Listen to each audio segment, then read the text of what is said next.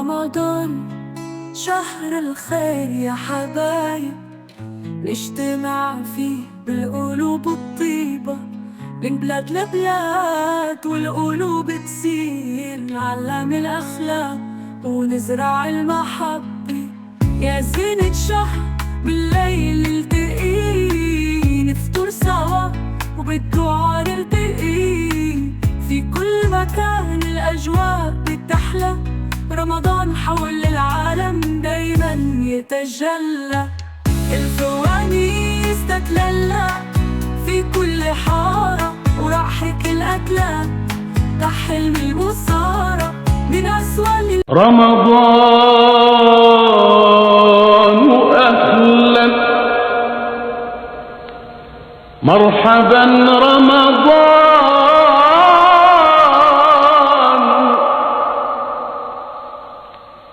الذكر فيك يطيب،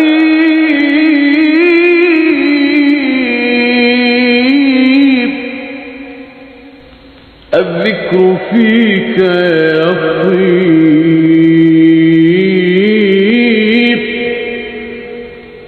والقرآن.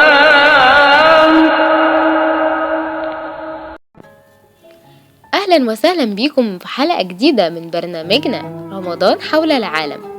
النهاردة هنتكلم عن لبنان، وهكون معاكم آية أشرف من قناة صدى الجمهورية، البلد الجميل اللي معروفة بثقافتها العريقة وأكلها اللذيذ.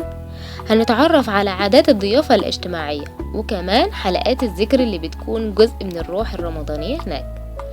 حلقات الذكر في لبنان، رمضان مش بس مجرد شهر عبادة، ده كمان فرصة للتواصل مع الأهل والأصحاب. واحدة من العادات الجميلة هي حلقات الذكر اللي بتجمع الناس مع بعض في جو من الألفة والمحبة.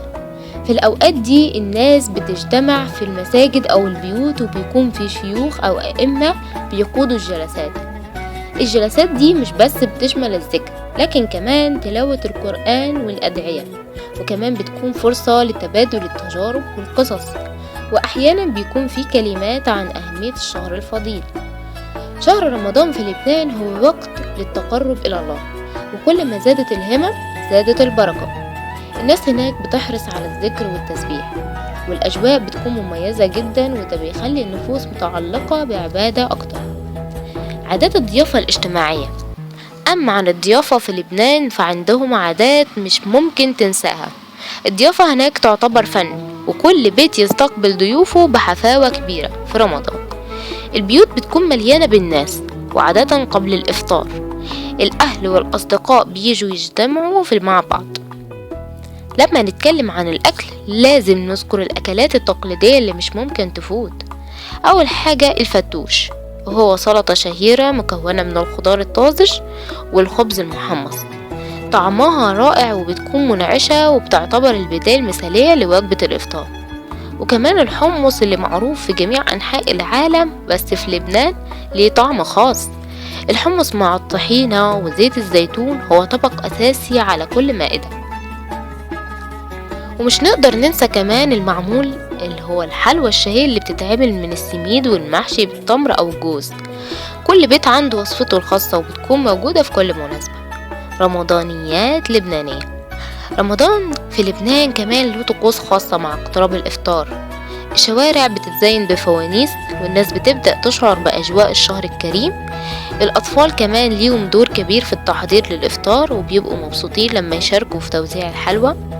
بعد الإفطار العائلات بتخرج للتنزه أو تقعد في المقاهي، وده جزء من الروح الاجتماعية اللي بتميز رمضان هناك. وكمان في بعض الأماكن بتنظم فعاليات ثقافية وفنية علشان الناس تستمتع بالأجواء الرمضانية مع بعض. وفي نهاية رمضان في لبنان هو تجسيد حقيقي للضيافة والمحبة والتواصل. أتمنى تكونوا استمتعتوا معانا في رحلتنا النهاردة، ونتمنى لكم رمضان كريم.